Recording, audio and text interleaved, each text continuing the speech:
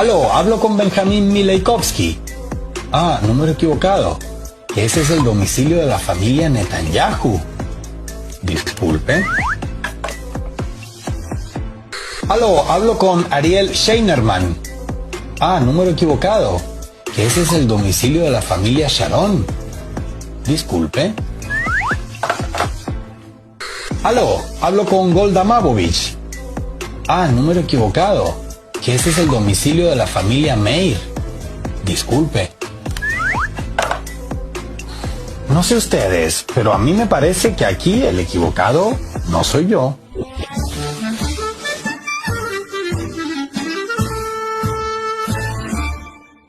Un número importante de israelíes tiene de semita lo que Michael Jackson, que en paz descanse, de caucásico. Y la comparación elegida no es nada gratuita, al contrario. El padre de Benjamín Netanyahu, por ejemplo, no se apellidaba de esa forma. Benzion Milejkovsky nació en Polonia. Al migrar al mandato británico de Palestina, modificó su apellido para que sonara más judío. Netanyahu significa don de Dios en hebreo, lo que sin duda es bastante más grandioso que apropiado, dada la fama merecidamente adquirida por el primer ministro israelí. Esta práctica de cambiarse nombres o apellidos es muy común entre los migrantes, en su mayoría europeos, que han nutrido la población israelí en los últimos 75 años. David Ben Gurión, quien fuera, con perdón por la redundancia, el primer ministro del Estado de Israel, también nacido en Polonia, se apellidaba en realidad Grün. Golda Meir, también con perdón por redundar en la redundancia, en su tiempo la primera ministra israelí, había nacido en la actual capital de Ucrania, Kiev, y se apellidaba originalmente Mabovich.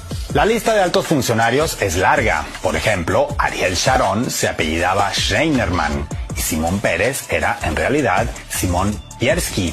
Y no se crean que es un asunto circunscrito exclusivamente al pasado, ¿no?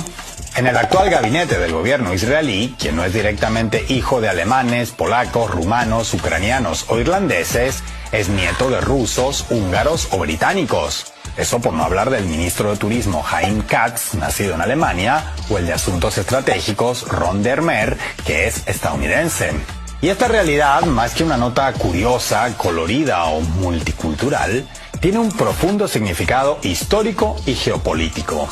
Así, dicho muy por encimita, el Estado de Israel es una creación artificial en la que la gran mayoría de sus habitantes se dicen ancestralmente originarios de esas tierras porque o bien tengo antepasados que vivieron aquí hace 3000 años, aunque después se fueran y no volvieran por cientos de generaciones, o bien el tatarabuelo del tatarabuelo de mi tatarabuelo decidió convertirse al judaísmo en algún lugar indeterminado del este de Europa, aunque jamás en su vida estuviera a menos de 2000 kilómetros de Jerusalén.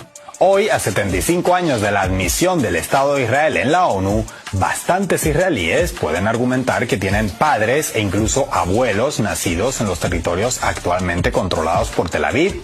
Pero la población con bisabuelos o más allá, nacidos en lo que era el mandato británico de Palestina, Imperio Otomano, etc., es sensiblemente menor. En otras palabras, es difícil encontrar un israelí de 2 o 3 generaciones sin, digamos, toparse con importados en su árbol genealógico. Desde mediados del siglo XX, el Estado de Israel ha hecho ingentes esfuerzos, por decirlo de alguna manera, para encontrar, o mejor dicho, crear israelíes. Y lo hizo de 2 maneras principalmente. Una, flexibilizando la definición formal de judío, y 2, animando a la población con ese perfil flexibilizado a inmigrar.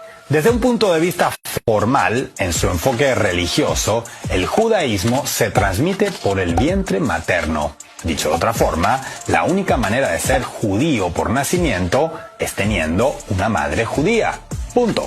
Lo que ocurre es que paulatinamente primero y decididamente desde 1970, el Estado de Israel amplió esa definición también a las parejas de un hombre o mujer judía, sus hijos e hijas, y nietos y nietas, sin importar si se identificaban mucho, poco o nada con el judaísmo, como una estratagema para facilitar una inmigración que poblara los territorios ocupados. Así, un hombre con apellido judío nacido en Estados Unidos, Polonia o donde fuera, tanto si practica el judaísmo como religión o no, casado con una no judía con la que tuviera 2 hijos y estos a su vez otros 2 hijos, serían considerados una familia compuesta por un judío y 7 no judíos desde un punto de vista formal o religioso, pero desde un punto de vista de papeles, para Tel Aviv serían considerados como 8 potenciales israelíes se aplicaran a ese pasaporte.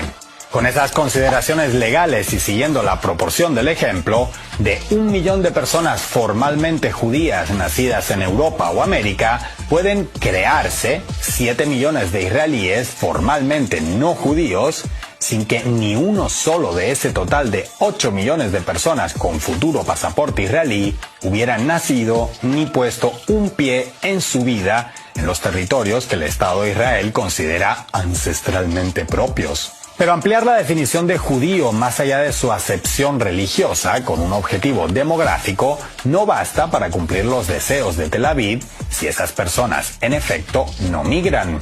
Al fin y al cabo, muchos estados conceden el pasaporte a hijos y nietos de sus ciudadanos. Y es aquí donde entra el segundo objetivo israelí que comentábamos antes: animar a la población potencialmente israelí a inmigrar. Cuando una persona califica como potencial ciudadano israelí y decide hacer la llamada aliyá o migración a lo que Tel Aviv denomina tierras de Israel, las arcas del Estado hebreo, o como hemos visto no del todo hebreo, le pagan el vuelo. Y no solo eso. Al aterrizar en el aeropuerto Ben Gurion, o como ya saben, mejor dicho sería el aeropuerto Grun, se les entrega una tarjeta telefónica con 5.000 minutos de llamadas y 6 gigas de datos gratis. Se les costea el transporte desde allí a su lugar seleccionado como primer destino y se les da en mano un fajo de billetes cuyo monto varía según su origen y situación familiar para su primera etapa en el lugar. No lo decimos nosotros, así consta en webs oficiales de las autoridades israelíes creadas para atender a los inmigrantes. Esa paga mensual se extenderá durante un año, aunque menguará en la segunda mitad, y ronda desde los $700 mensuales para un latinoamericano soltero hasta alrededor de 2.500 para una familia llegada de Europa, por poner solo 2 ejemplos de los muchos posibles.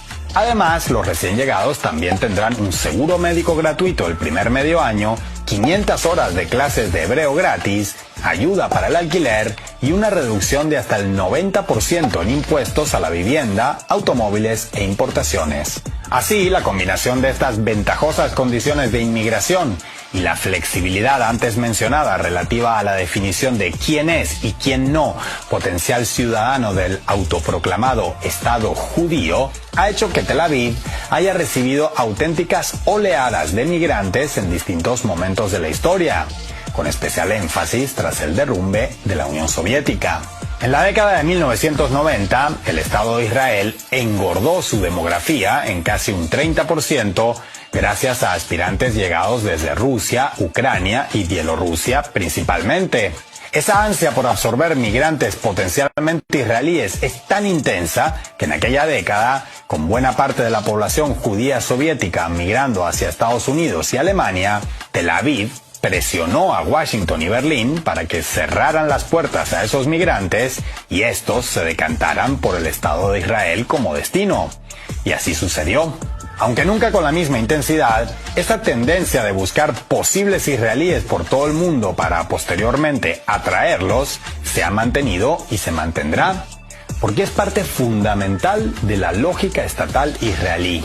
Y es que el Estado de Israel, lejos de ser una creación ancestral, es una invención principalmente europea, concebida a finales del siglo XIX e implementada a mediados del siguiente, asunto al que, por cierto, dedicamos un video completo en su momento. Y como toda entidad de corte colonial, en Tel Aviv saben que necesitan colonos y que los necesitan a como de lugar, aunque eso requiera modificar al gusto una definición de clara raíz religiosa para amoldarla a objetivos bastante menos divinos, atraer migrantes de todo el mundo sin importar su remoto y en ocasiones nulo vínculo con el judaísmo al que el Estado de Israel dice representar, cambiar los nombres o apellidos de los colonizadores para vender la idea de que siempre estuvieron allí y sobre todo, desplazar y masacrar a la población verdaderamente originaria que sí ha vivido en esas tierras, por generaciones. Apaguen todo y vámonos, señores. No te olvides de seguirnos.